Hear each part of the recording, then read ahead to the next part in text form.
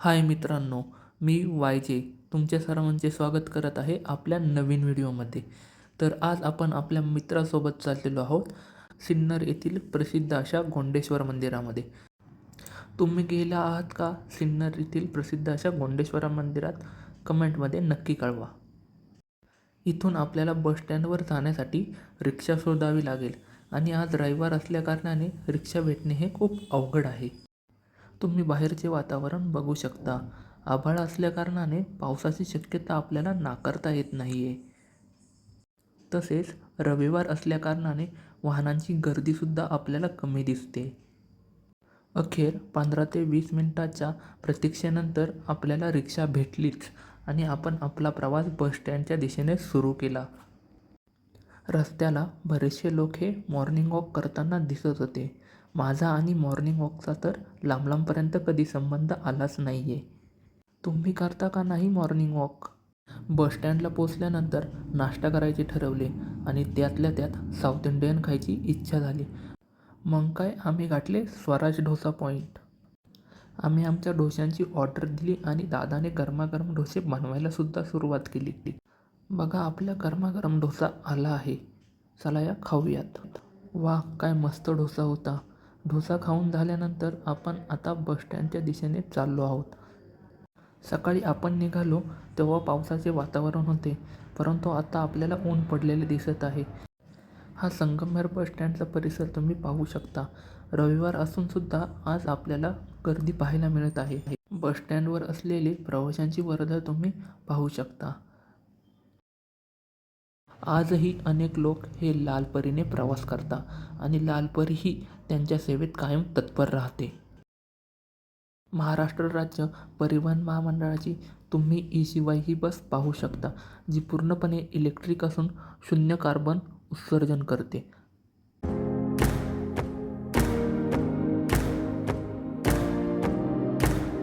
आपल्याला या बसने प्रवास करायचा होता, परंतु ही बस सिन्नरला थांबणार नव्हती.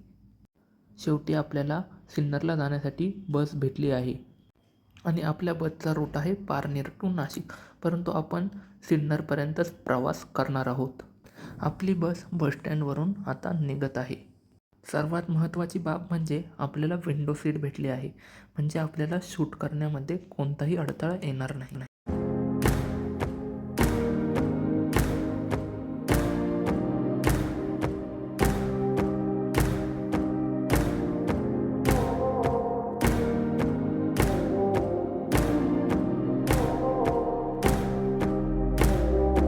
आपली बस संगमनेर बस स्टँडमधून बाहेर पडली असून आपण संगमनेर शहरातील सकाळचे वातावरण पाहू शकता. रस्त्याला खूप कमी गर्दी दिसते. आत्ता आपण संगमनेर शहराच्या बाहेर आलो असून आपल्याला सिन्नरला पोहोचण्यासाठी अर्धा ते पाऊण तासाचा कालावधी लागणार आहे. असे हिरवेगार व निसर्गरम्य वातावरण आपल्याला शहरी जीवनात कधीच अनुभवायला मिळत नाही. अशी मोकळी हवा ही आपल्याला फक्त गावाकडे अनुभवायला मिळू शकते. शहरातील धावपळीच्या जीवनात आपण गावाकडील आनंदाला पूर्णपणे आज मुकलेलो आहोत.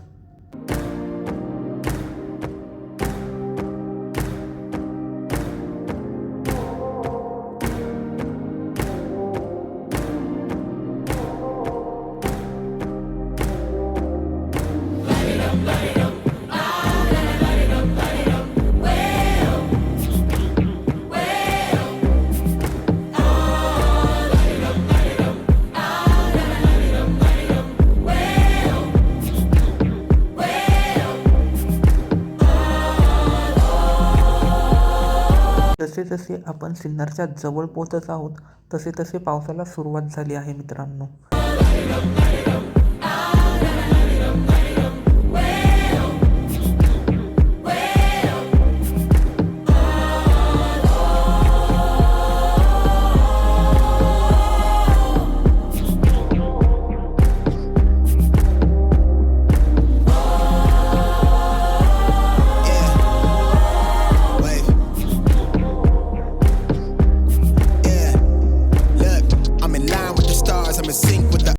आपण सिन्नरला पोचलो आहोत, परंतु इथे पाऊस असल्याकारणाने आपल्याला बसस्टँडमधून बाहेर निघता येत नाही आहे. कारण मी आणि माझ्या मित्राने आम्ही दोघांनीही छत्री आणलेली नाही. आपण पाऊस कमी होण्याची वाट बघूयात.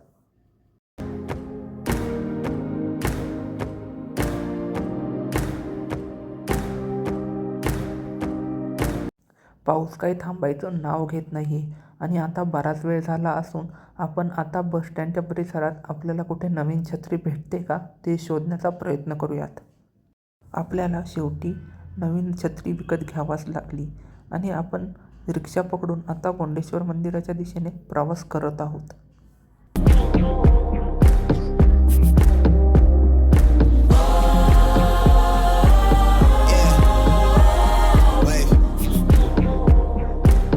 समोर जे आत्ता तुम्ही पाहत आहात तेच आहे सिन्नरचे प्रसिद्ध असे गोंडेश्वर मंदिर.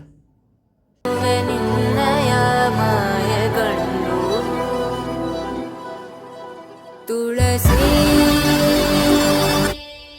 कोमलवेणी नीलवर्णनाराणी नित्यकल्याणी येळम्मा तुळसी. मंदिराच्या परिसरात शूटिंगसाठी परवानगी नसल्याकारणाने मी काही जास्त शूट केले नाही. तरी मंदिराची भव्यता, कोरीव काम हे बघण्यासाठी तुम्ही एकदा तरी मंदिराला भेट दिली पाहिजे. मंदिरापासून बसस्टँडपर्यंत रिक्षाची व इतर वाहनांची सुविधा नसल्याकारणाने आम्ही बसस्टँडपर्यंतचा प्रवास हा पायी केला. दोघे असल्याकारणाने बसस्टँडपर्यंतचा पायी प्रवास कसा गेला हे आम्हाला कळलेच नाही. भेटूया पुढच्या व्हिडिओमध्ये लवकरच. धन्यवाद.